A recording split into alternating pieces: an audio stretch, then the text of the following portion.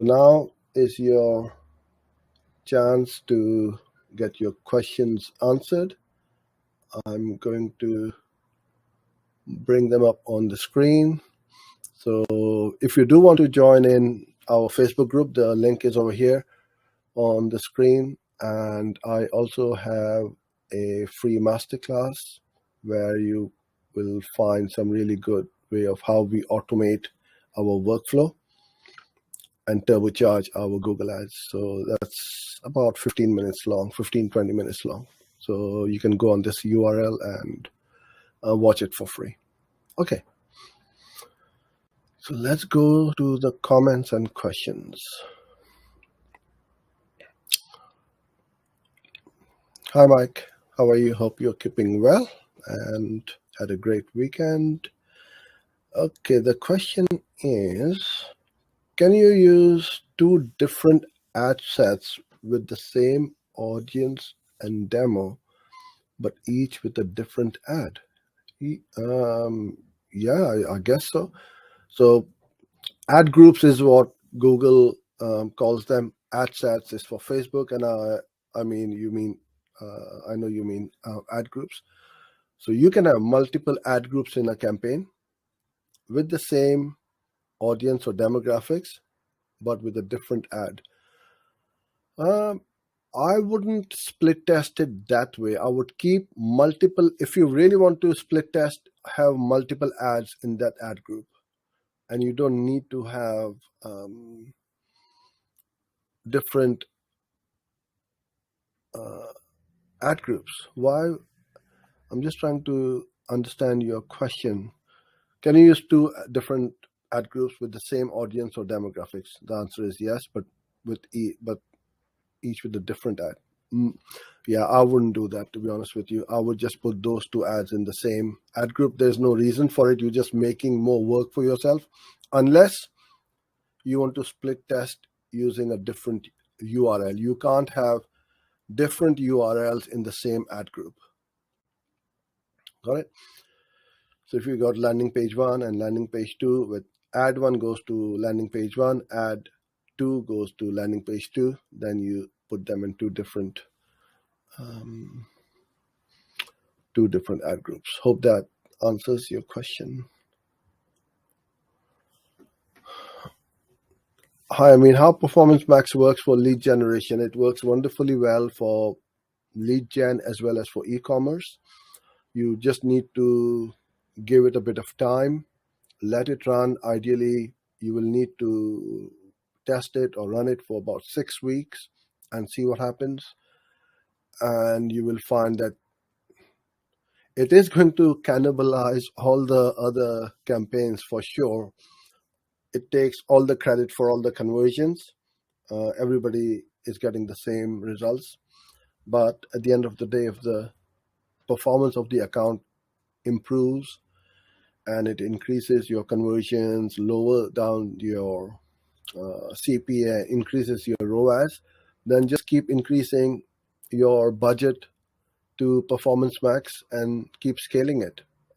So yes, it does work wonderfully well. In fact, we as a business, we run our Performance Max to our landing page for people to sign up to our masterclass. So it works wonderfully well.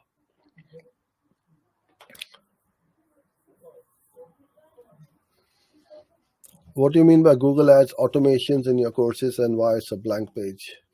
I'm not sure which blank page you're referring to. I think you may be referring it to our courses page, and the automations is where certain things happens without human interaction. We have a set of about 30 to 40 different AdWords or Google Ads scripts, which are what we call the automations. So for example, I talked about somebody putting in a negative keyword, which is a good keyword for us, but it's now blocked. The way we set up our ad groups is we have got a phrase match ad group with the same set of keywords with exact. And if I've got an exact match keyword in an exact match ad group. I want the exact match keyword as negative in the phrase match, so it sculpts the traffic. Now, to do this with hundreds or thousands and thousands of keywords is going to be impossible. And that is when we use the power of automation. Page 404 errors, we know straight away before the customer comes back to us and says, oh, well, you've been running ads to a 404. Lots of these automations. Then we have got budget automations to make sure that Google doesn't overspend. It stops that campaign as soon as it hits 95% of the budget or whatever. So there are lots of ways we automate our workflow. Okay, in display campaigns, can you use two different ad groups with the same audience but each with a different ad? Yes, I would keep the ads in the same ad group, targeting this. So I've got maybe multiple ads in the same ad group, the same as I said earlier on, because you want to split test the ads with different audiences and demos.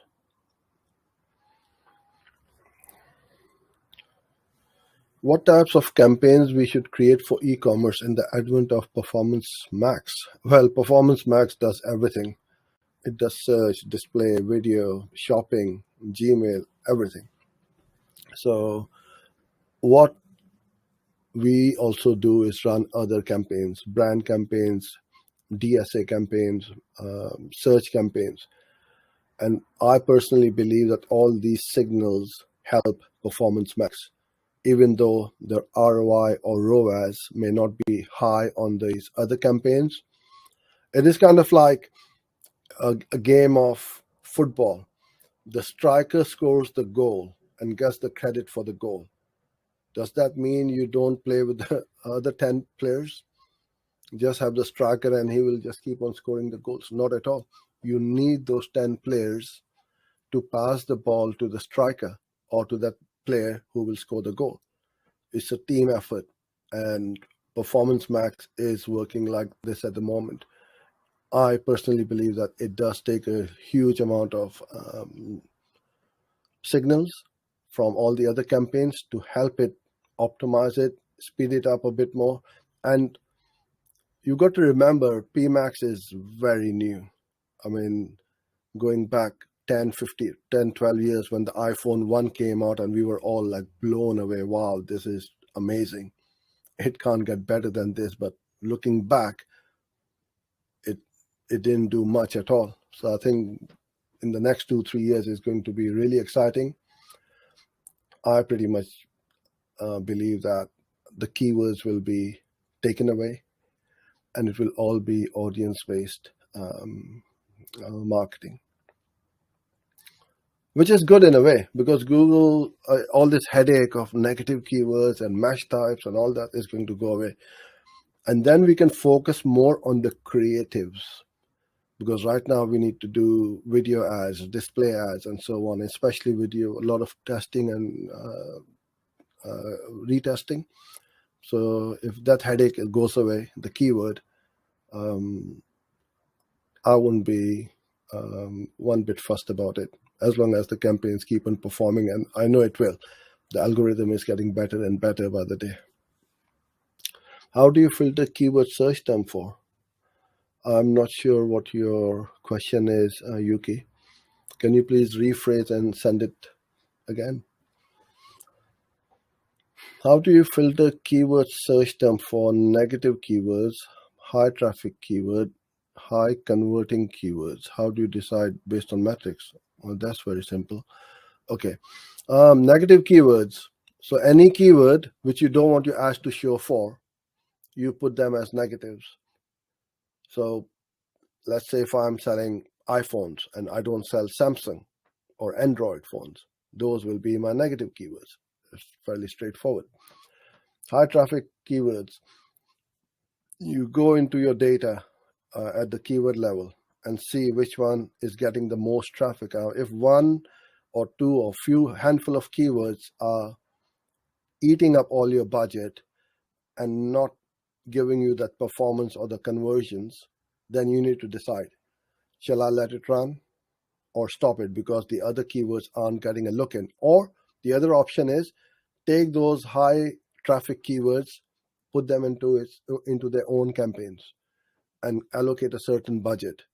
And then you can say, okay, I don't care what happens as long as my other keywords get a look in and are getting impressions, clicks, and conversions. I just want to keep this lot, the high traffic keywords, into a different ad group. But it's not only about just driving traffic and volume. It's all about performance. First of all, are you getting conversions? Are you getting conversions at a good price? If it's too expensive, you stop it. You've got to. So a lot of marketers I meet and talk, they are too attached to those keywords. Oh, but if this is my bullseye keyword, the customer is going to be really annoyed that should I stop this keyword? Well, customer will be more annoyed if you keep on wasting their budget and not giving them the results. So you need to be, ruthless when it comes to stopping or pausing keywords.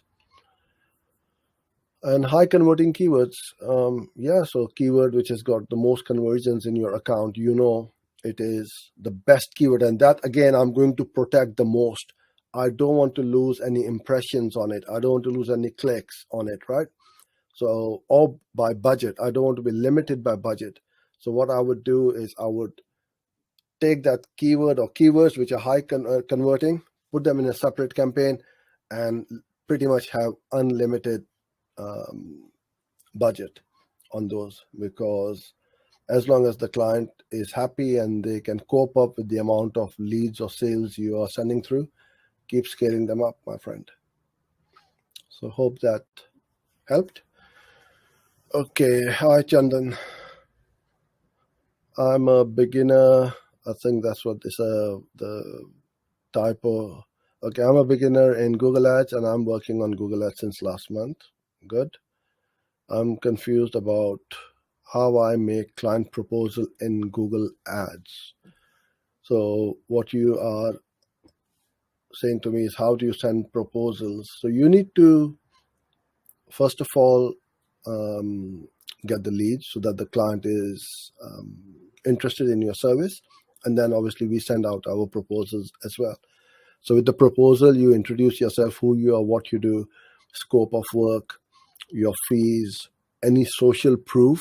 If you have now, since you're a beginner, you may not have other client testimonials or results of other campaigns. But even if you are sharing results, then I would highly recommend that you blur out your other client's name. Never ever disclose the actual name that, oh, this client is running these ads, spending so much money, and so on. You can say, I've got an e-commerce store or I've got an insurance company, but don't never disclose the name. And the fees, and pretty much that's it. Keep it simple. Do it in a Word document, and this is what we do. And then when they do decide to go ahead with our services, we then use something like hello sign and send them a proposal which they can sign electronically and send it back. So you must have your terms and conditions on there as well. But yeah, well done for getting started, and keep it going. It may not be perfect when you begin your proposals, you perfect as you go along. So that's what I would say. Okay, the ads have different URLs. Yeah, then you would need different ad groups. Or yeah, absolutely.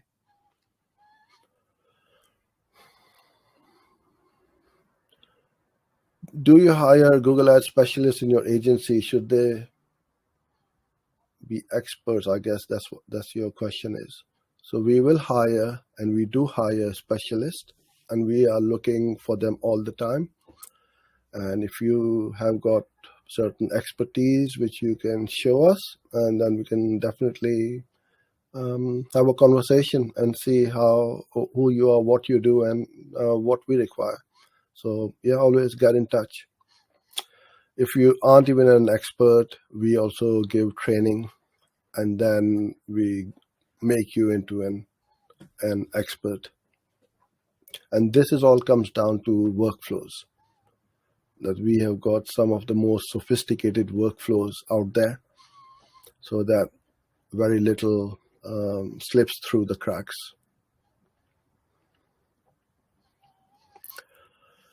If I'm bidding TCPA, will I be charged for clicks? Clicks will always be there.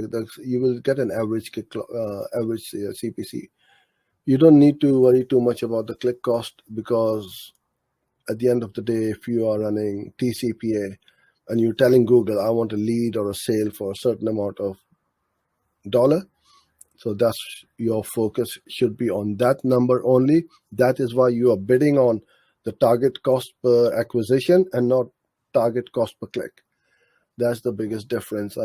We get hung up about the click cost too much. What would you rather have? Cheap clicks, high TCPA, or high TCPA and cheaper conversions? I know what I would have. So yeah, focus on the target CPA and don't worry about, keep an eye on it. I'm not saying don't worry about it, but your main focus should be on the on your cost per acquisition.